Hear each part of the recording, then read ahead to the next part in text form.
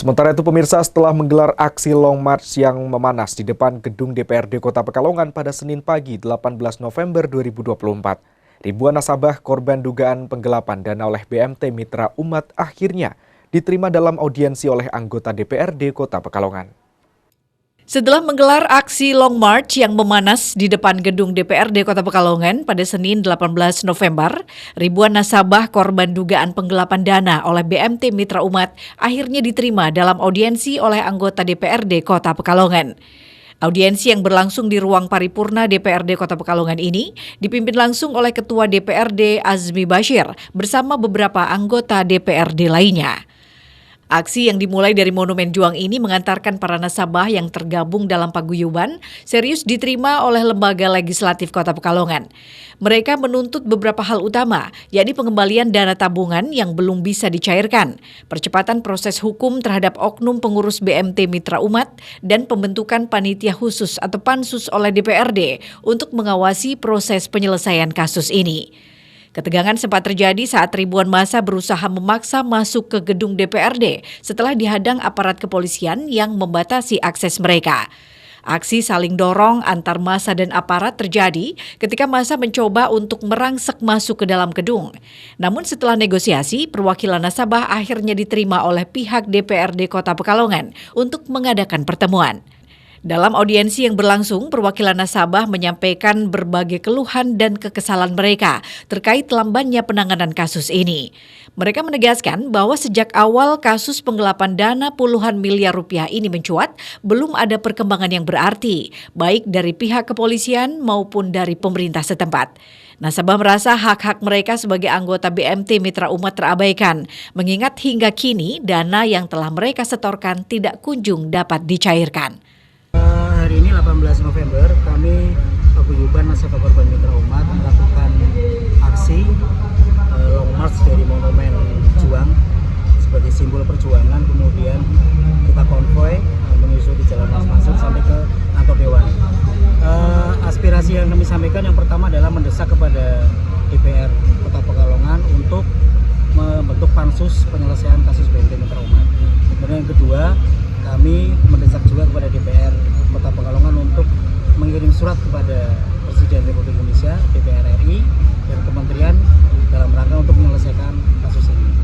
Dan yang berikutnya adalah kami ingin masalah ini dilakukan atau diselesaikan dalam 3x24 jam. Dan tadi sudah disanggupi oleh Pak Azmi sebagai Ketua DPR. Insya Allah ini akan segera ditindaklanjuti. Terus terkait ada tuntutan kan tadi ada yang ingin pidana dan ada yang ingin kembali, dan menanggapinya gimana Pak? Ya, kami sudah melakukan jalur pidana dengan melaporkan 3 pengurus inti BMT Mitra Umat, yaitu atas nama Zainuddin, kemudian Arif, dan Pak Eko, dan notabene anggota Dewan DPRD Kota Pekalongan. Kami sudah melaporkan ini ke Kepolisian Kota Pekalongan, dan saat ini masih sedang proses penyelidikan, belum sampai ke penyelidikan, dan kami berharap dalam waktu dekat ada perubahan status dari penyelidikan menjadi penyidikan. Jadi mentersangkakan terlapor yang sudah kami laporkan. Sudah menabung di BMT sudah berapa lama? Sudah 5 tahunan ini Pak. Dengan uang yang di sana? Dengan jumlahnya sih sebenarnya nggak banyak, cuma 23 juta lah. Tapi kan itu uang jerih payah sendiri Pak. Sedikit saya nabung kan. Ya, jadi ini sangat memukul sekali, memukul mental saya pribadi, sampai hampir terkena mental lah ibaratnya seperti itu Pak. Berarti sangat berarti ya? Iya. Nah itu uang tersimpan dalam bentuk deposito atau? Enggak, saya nabungnya itu segiat Pak, makanya ya bisa diambil sewaktu-waktu. Upaya sudah dilakukan apa? Upaya selama ini mengikuti pasukan ini, dengan kita sudah melakukan audiensi, mediasi, terus hari ini juga. Kalau nagih ke sana? Nagih, saya belum pernah menagih ke sana karena saya mendengar dari teman-teman cuma tok Pak, malah kita jadi kecewa, jadi sakit hatinya tambah. Makanya saya lebih memilih untuk menunggu informasi dari paguyuban ini. Cuma saya berharap dengan paguyuban ini satu-satunya harapan saya. Itu uang buat apa? Ketua DPRD Kota Pekalongan Azmi Bashir dalam kesempatan tersebut menegaskan bahwa pihaknya akan terus mengawal seluruh aspirasi dan tuntutan dari para korban. Azmi menegaskan komitmennya untuk membantu mempercepat proses hukum terhadap para pelaku dan mendesak pihak berwenang agar segera bertindak tegas terhadap penggelapan dana yang merugikan ribuan nasabah ini. Sejumlah anggota DPRD lainnya juga menyatakan dukungannya terhadap langkah-langkah yang akan diambil oleh Azmi Bashir. Mereka berjanji untuk memperjuangkan hak-hak nasabah dan terus mengawal proses hingga tuntas. Pada pagi hari ini saya didampingi dari perwakilan fraksi yang ada di sini, di luar fraksi PKB, karena fraksi PKB masih ada kegiatan di luar kota. Semua fraksi alhamdulillah hadir, ada Pak Rois juga dari PKS, Pak Seno, tadi Pak Bowo, terus ada Pak Pupul, dan juga Pak Hafid dari Nasdem. Nah, hari ini kami menerima perwakilan dari teman-teman, dan habis ini kita akan menyapa teman-teman di luar terkait dengan permasalahan mitra umat, di mana di situ disampaikan jeritan dari teman-teman yang memang kita juga sudah beberapa kali dengar, dan diantara tuntutannya adalah mereka ingin asetnya tabungannya bisa kembali, ingin proses hukumnya bisa berjalan dengan lancar, dan juga mereka ingin kalau ada oknum-oknum yang memang dirasa melakukan penyelewengan bisa dihukum sesuai dengan hukum yang ada di Indonesia. Tentu kita sudah sampaikan yang pertama bahwa siapapun yang ada di DPRD Kota Pekalongan, jika memang secara hukum dia terbukti melakukan tindak pidana dan itu ada keputusan yang ingkrah, maka itu akan diberhentikan. Dalam tahapannya, misal harus ada proses menjadi terdakwa ataupun nanti tersangka. Kalau memang itu terbukti dan nanti ada surat dari kejaksaan pada saat pelimpahan P21, maka kita juga akan memberhentikan sementara terpidana.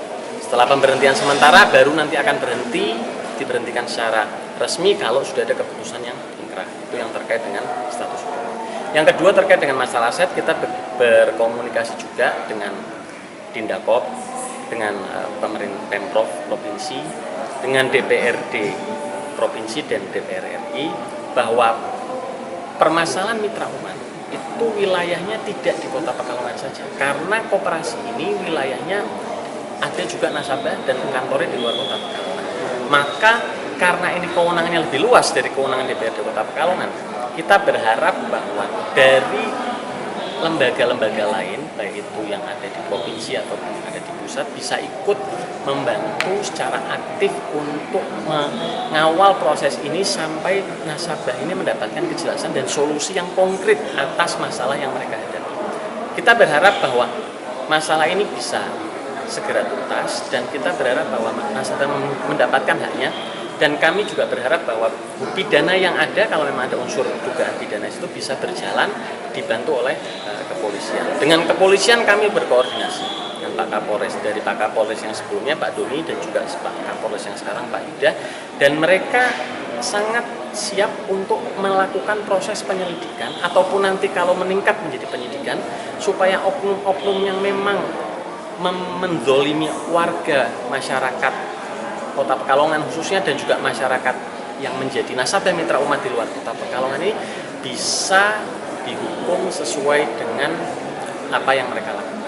Dan tentu DPRD Kota Pekalongan akan secara intens melakukan koordinasi dengan kepolisian. Tadi disampaikan juga mau ada gugatan perdata, maka kami juga akan berkoordinasi dengan Pengadilan Negeri Kota Pekalongan dalam kapasitas saya sebagai Forkompinda, supaya kasus ini bisa dikawal dan bisa clear dan tidak ada orang yang merasa dirugikan.